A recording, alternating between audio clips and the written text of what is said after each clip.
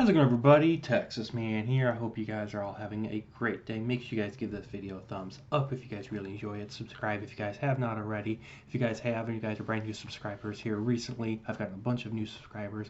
Thank you guys for the love and support. Make sure you guys check out all my playlist videos so you guys can catch up on all my past content and have a sneak preview of what's coming out next. And we're going to be talking again, Halo Infinite Rant episode 16. We're going to be talking about season 2 and some of the launch issues that have been going on. Now, I know for a fact most of these issues that have been occurring so far in the first week of season 2, they are planning to address a lot of these in seasons 2 week 2 update. And they're planning on making a bunch of fixes and updates. So hopefully most of these things I'm going to talk about are fixed within the next week. And if not, I will continue to rant and talk about them. And I will still, whine and complain because I love Halo Infinite's sandbox. I love the gunplay, the feeling of playing Halo in Halo Infinite is fun. But there are several issues that we need to talk about. And I do have a couple positive things that I will talk about at the very end of this video. So I can end the video on a positive note for once. So first of all, there is a big bug option going on right now. It affects some people. What I mean by option is it's affecting some people and then it doesn't affect other people. And it has to do with the cinematics.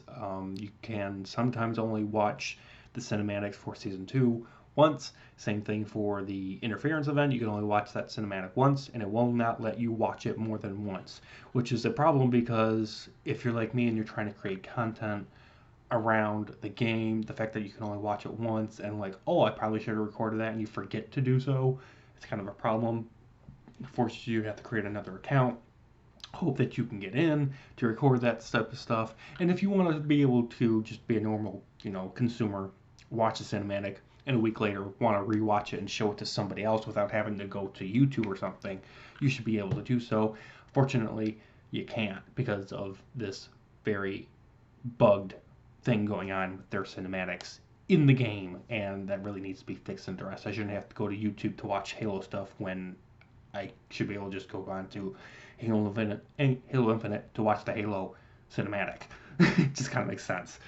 Next thing I want to talk about, the Bulldog shotgun needs a gigantic buff.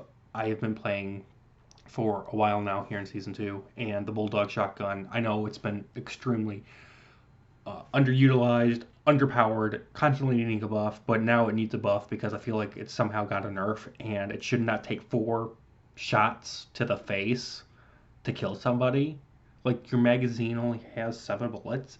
The fact that it takes 4 to shoot somebody in the face when you're close up is just absurd and ridiculous, and that needs a gigantic buff.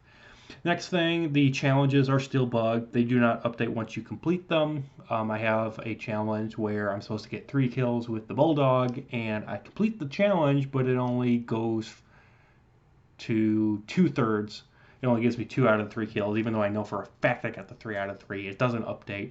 And the only way I was able to do so is I had to quit the entire game out and then restart my entire Xbox. So that is a pain in the butt. So that's another like 5 minutes out of my day that's cut out because the challenge system is still busted and broken, and that really needs to be extremely fixed fastly. It really needs to be updated fast. Last thing I want to talk about for issue-wise is, I know I talked about this briefly in my last Halo Infinite Rant video, there is no 24/7 map playlist. You can't play Breaker and you can't play Catalyst on their own. You just have to hope that you get them when you're playing Big Team Battle or an arena map.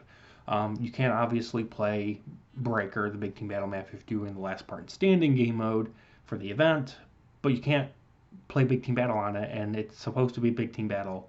Same thing with Catalyst, it's a luck of the draw. Now, of course, you can go in and you can play against bots on these maps, but it's just not the same feeling. It's not the same enjoyment level as you're playing against other people. 2 things I want to end the video on positively. If you do end up playing during the interference event before it ends for the first session, and you buy the Battle Pass, you can get 5 free double XP tokens, and you can also get 5 free challenge swaps, which is pretty cool. They're also planning on making it where when you complete a event challenge, it will give you 2 battle pass sections completed for the event, and hopefully for the normal battle pass, which should encourage people to play those events a lot more, which is really something I think is strongly encouraged, because honestly I don't care about playing the events. And if they make it where it's like, oh, but if you play these events, you can do these event challenges, it's going to make it where you can progress through the battle passes a lot faster. There's going to be an incentive to do so. And lastly, I want to acknowledge the fact that I think a lot of people forget about the ping system. It is on your D-pad, and I really think a lot of people forget to use this. Of course, a lot of people are using the scanning device with Last Spartan Standing, but I think people forget, use the ping system when you're playing big team battle or, well, sweaty arena kind of stuff, and it'll help your teammates locate enemies and you win matches faster. So that's going to do it for me, guys. Thank you guys so much for watching. Have a great day. I'll see you guys in the next video or stream. Bye, guys.